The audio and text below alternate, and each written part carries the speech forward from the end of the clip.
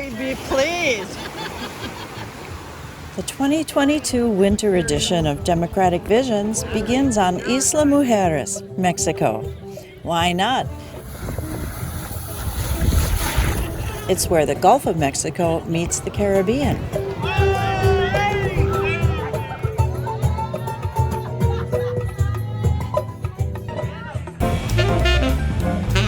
We'll also go snowboarding at Vail, Colorado, and visit choice settings we visited last fall from Eden Prairie to southern Minnesota.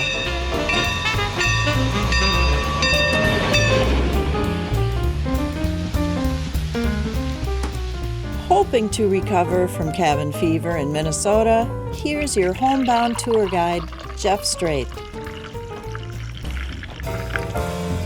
You know, we're not really going to Vail or Mexico on this edition, but I figure that the surf and a lot of scenery would be a really good lead-in for the rest of the show.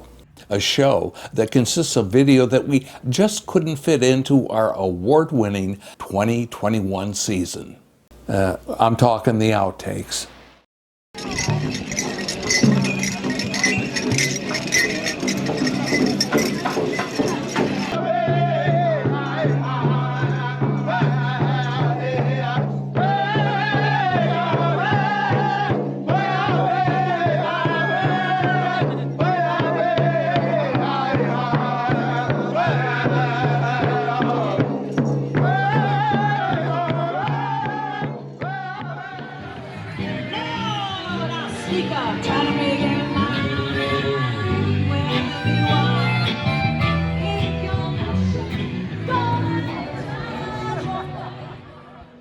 Local newspapers have fallen on hard times as the digital age has really come to take hold. Now with news available from around the globe just one or two mouse clicks away, it's been tough for local papers to survive. I think our industry made a mistake in giving people the impression that news online was going to be available for free. Local news isn't free, is it? There's no such thing as a free lunch when you really get down to it. You know, Democratic Visions is a public access television program. It's a series. We tape our programs, at least the studio segments of our program, here at Bloomington Community Access Television. That's BCAT for short. There are other access studios in the Twin Cities and around the country. And then this goes on here. They teach production skills and loan out video gear and will cablecast and stream your shows. For example, last summer, Eden Prairie local news reporters were trained to shoot and edit stories on their smartphones by Southwest Community TV's Dan Carpenter. So I set aside about an hour for this part because... Now the good news is that these kinds of workshops are available through most access centers. If you want to be nice and give them that opportunity. St. Paul Neighborhood Network, SPNN, is one of them. Last May, I met SPNN's Executive Director, Martin Ludden. We have an exceptionally talented team of professionals here to make that good work happen. They were having an open house and celebration. They told me it's an annual thing. Have you noticed something that I've noticed over the past 2 years? That people are actually taking a little bit more care with their backgrounds and how they look and how they're lit. Yep. I mean, I've seen people on Zoom calls in bed with their pillow behind, and they're talking like this.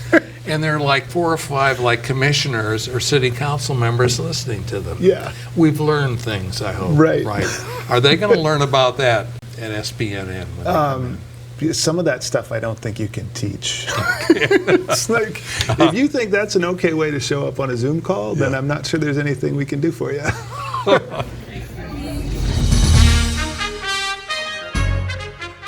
Well, there are two things. Number one, newspapers are drying up, so you have to rely on your weekly newspapers.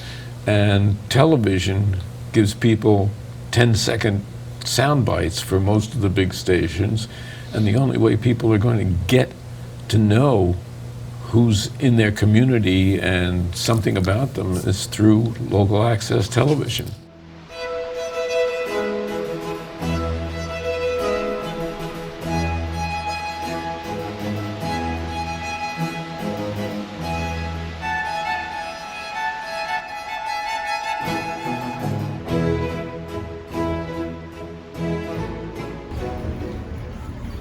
Ray's Candy Store in New York City, and Minnesota Fresh at the Bloomington Farmers Market.